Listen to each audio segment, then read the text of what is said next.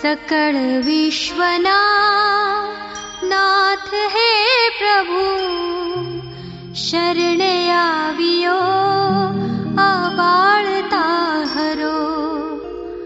अधिक बुद्धि तू शुद्ध आपजे, प्रभु कृपा करी कष्ट कापजे। नव कदी करी भक्ति भाव थी, नव कथा सुनी निज कान थी। स्मरण ना कर्यूं तेम ताहरू, नाथ भलु थशे केम माहरू।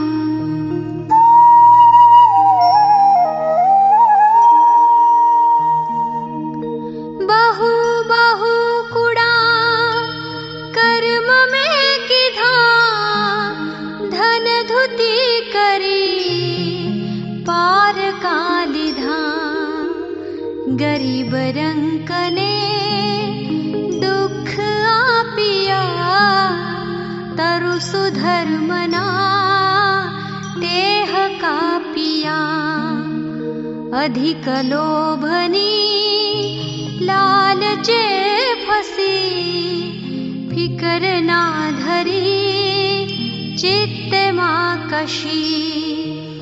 कथन कई कुड़ा मैं मुखे कर्या, वचन नीतिना सर्व विसर्या।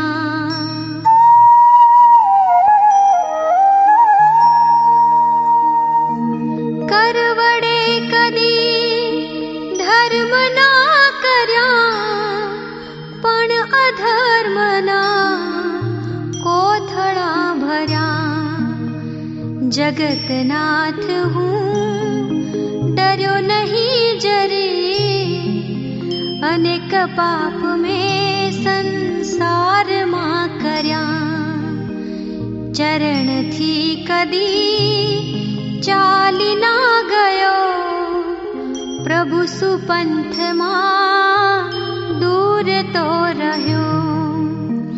चरण पापने पंथ तो धर्यो, दीन विषे नहीं ते थकी डर्यो।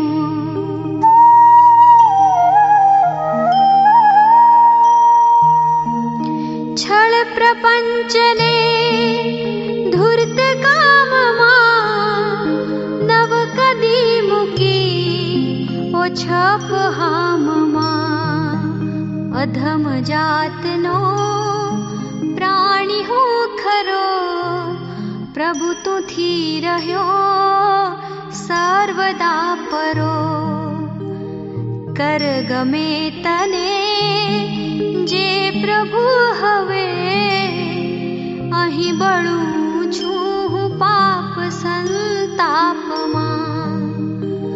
दुख थी दूरे नाथ जी करो, अर्ज बाळनी दिल मां धरो। सकल विश्वना नाथ हे प्रभु, शरणे आवियो आबाळता हरो। शरण